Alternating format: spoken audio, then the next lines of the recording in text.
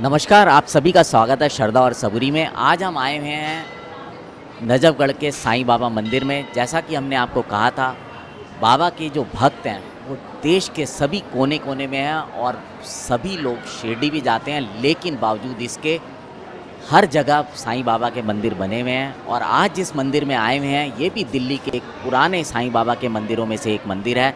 और यहाँ पर हम बात करेंगे डॉक्टर साहब से, जो कि यहाँ के प्रेसिडेंट भी हैं और इस मंदिर से शुरू से जुड़े हुए हैं। उनसे जानकारी लेंगे इस मंदिर के बारे में।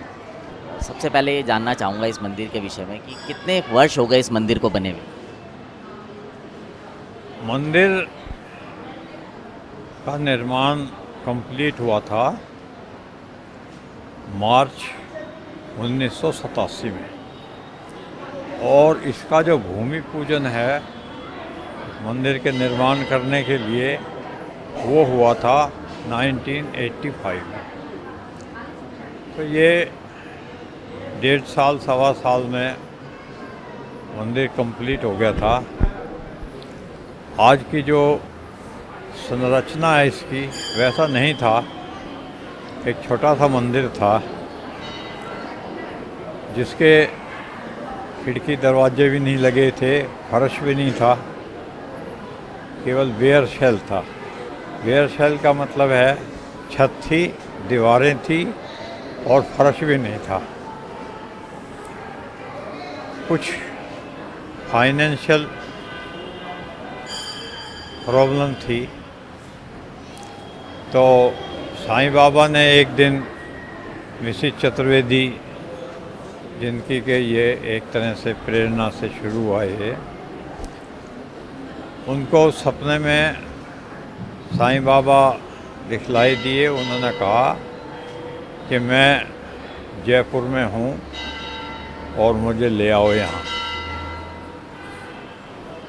तो मैं मिसिज चतुर्वेदी, उनके हस्बैंड जो यहाँ एसडीएम थे श्री जीएस चतुर्वेदी, हम तीनों मिल के वहाँ गए। 2 दिन तक घूमते रहे, इधर से उधर उधर से उधर। बहुत से हमने विग्रह देखे, लेकिन जो मिसिज चतुर्वेदी जी को सपनों में दिखलाई दिया था वो विग्रह नहीं मिला। तो हमें किसी ने कहा कि एक यहाँ पर जोशी जी हैं, आप उनके यहाँ देख लो, उनके यहाँ भी एक विग्रह अभी अभी बना है। और वहाँ गए तो वो जैसे ही उन्होंने, जोशी जी ने बाबा के विग्रह से कपड़ा उठाया तो वो तो पैर पकड़ के बाबा के रोने लग गई। कहने लगी कि भैया यही जो है ना मुझे दिखाई दिए थे और यही ले जाने हैं। बात थोड़ी सी लंबी हो जाएगी, लेकिन फिर भी मैं आपको बतलाता हूँ कि उन्होंने कहा कि ये तो ऑलरेडी हम इसका बयाना ले चुके हैं और ये 90,000 की मूर्ति है। ये विग्रह किसकी नौछावर 90,000 है। हमने कहा भैया देखो जोशी जी, हमारे पास तो 40,000 हैं और विग्रह यही जाएगा। तो कहने लगे क्या बात कर रहे हो, मैं तो इसको वहाँ बम्बई के पास की कोई जगह बताई थी, अभी याद नहीं आ रही, कि वहाँ के लिए तो बुक है। हमने कहा देखो जोशी जी, भाभी जी ने कह दिया ये लेके जाना है, हम यहीं रहेंगे, यहीं खाएंगे, यहीं पाएंगे, यहीं हमें दुख आपको कष्ट देंगे, विग्रह यही लेके जाना है और 40,000 में लेके जाना है। चलो एक दिन रहे हम वहाँ। फिर वो कहने लगे कि अच्छा 40,000 ये दे दो, 5,000 इसके पैकिंग के और वहाँ पर भिजवाने के नजफगढ़ दे दो। हमने हाँ कर ली, एडवांस दे दिया, सब काम कर दिया। बाबा यहाँ आ गए। जब यहाँ आए तो यहाँ कच्चा, तो मैंने आपको बताई था कि फर्श था नहीं, बिल्कुल कच्चा था। और यहाँ पर जो है कीचड़ बहुत थी, वो भराव भरते हैं ना जो, उसकी वजह से कीचड़ बहुत थी। लेकिन अब, और जो भगत थे बाबा के पुराने, वो बुज़ुर्ग लोग थे। अब ये बाबा जी यहाँ कैसे पधारे, देखो हमने तो बिल्कुल सामने देखा है कि बाबा जी जिस उसमें आए थे उसमें धक्का लगाते रहे वे बुढ़े बुजुर्ग लोग, हम भी लगाते रहे और जो थे, और बाबा जी यहाँ आ गए। पहले बाबा जी वहाँ आगे थे, यहाँ इस वक्त शिव परिवार है। आप यकीन नहीं करोगे कि जब बाबा जी को बिठाया गया तो नीचे कोई भी नींव नहीं थी, कोई प्लेटफार्म नहीं था, कोई भी थड़ी नहीं थी। उसी मिट्टी के ऊपर बाबा जी को बैठा के उनकी स्थापना करके प्राण प्रतिष्ठा कर दी, और 7 मार्च को यहाँ पर भक्तों के लिए बाबा के मंगल दर्शन करने के लिए ये मंदिर खुल गया। सर आपने 7 मार्च बोला, कौन सा साल 7 मार्च? 7 मार्च 1987 को इसको खोल दिया गया। उसके बाद अपने आप ही पैसों की यहाँ बारिश होने लगी। कोई 10,000 दे गया, कोई 5,000 दे गया, किसी ने 40 कट्टे सीमेंट के भिजवा दिए, किसी ने 1 ट्रक रेती का बदरपुर का। यहाँ फिर काम चल गया और 1 साल में यहाँ फर्श भी लग गया, दरवाजे भी लग गए, सब काम बढ़िया हो गया बाबा की कृपा से। तो यहाँ चारों तरफ ना कोई बाबा को जानता नहीं था। 1-2% लोग थे जो बाबा को जानते थे, बाबा के बारे में उनको पता था।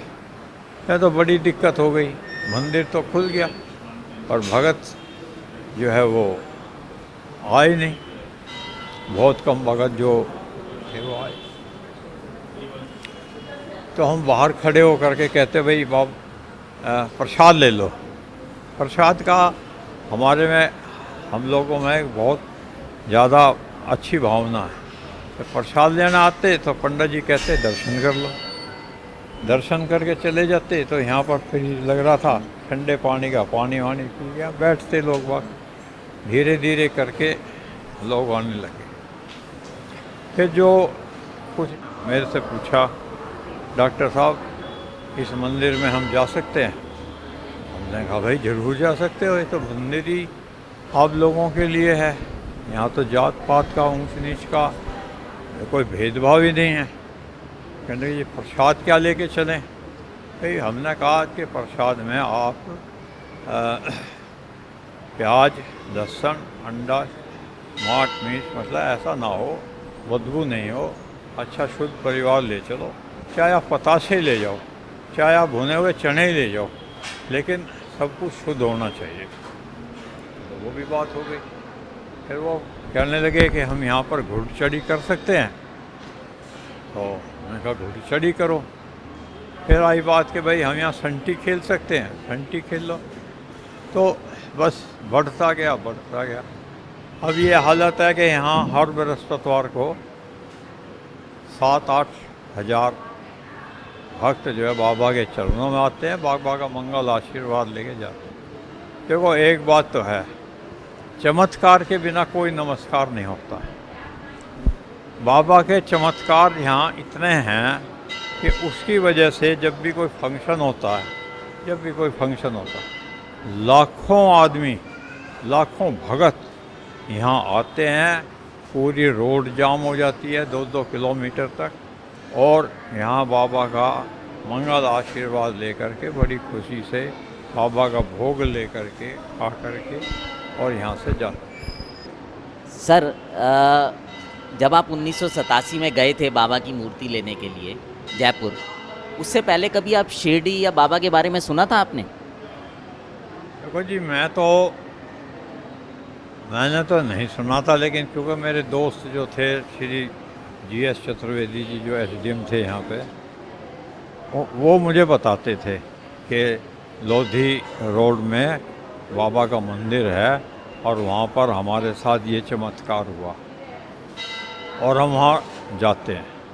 बस इतना ही पता था। बहुत पहले, बहुत पुरानी बात है, तब हम बॉम्बे गए थे तो हर एक टैक्सी में बाबा का विग्रह लगा हुआ, हर एक टैक्सी। हमने कहा भाई ये कहने लगे शिरडी के बाबा हैं, जो मांगो देते हैं। अच्छा भी हुआ। तो इसलिए हमने ये लगा। मेरा पर्सनली कोई वो नहीं था। अब ये यहाँ आ गए, सेवा मिल गई, तो अब तो आप समझते ही हो कि भाई अब ये और हम एक ही हैं। अच्छा सर, जब शुरू में आपने बताया मंदिर एक छोटा सा मंदिर था, आज अगर मैं बात करूं तो मंदिर कितने हज़ार स्क्वायर फीट में हो गया, कितना बड़ा मंदिर बन गया है? नहीं, उस वक्त तो 500 गज में था ये, उसके स्क्वायर फीट 4500 स्क्वायर फीट लगा लो। और आज ये जो है 3500 गज में है, उसके 3500 इंटू 3 कर लो, इतना है। उस वक्त ये एक मंजिल था, अब ये इसका एक हिस्सा तो 4 मंजिल है, और एक हिस्सा जो है जिसमें बाबा बैठते हैं ये है। इसके ऊपर एक मंजिल और है, वहाँ पर विष्णु भगवान, हनुमान जी महाराज, राम दरबार, कृष्ण दरबार, माता रानी, शिवजी भगवान, भोले शंकर, वो हैं। एक और यहाँ पर बराबर में है जो हॉल, उसमें भी सब देवी देवता जो है वो विराजमान है। सबकी रोज़ाना अच्छी तरह से सेवा होती है, भोग लगता है, प्रसाद होता है, आरती होती है। सब यहाँ जो है विधि विधान पूर्वक चल रहा है। अब तो ये मंदिर क्या, अब तो ये तीर्थ हो गया असली मायने में। आप सभी की जानकारी के लिए ये बताना आवश्यक है कि ये संस्था श्री शिरडी साईं प्रचार समिति रजिस्टर्ड के नाम से धार्मिक संस्था और पब्लिक बेनिफिट के लिए ये रजिस्टर्ड है। इसमें 5 पदाधिकारी हैं, प्रधान, vice president, general secretary, secretary और ट्रेजरर, जो अपना कार्य बड़ी बखूबी कर रहे हैं।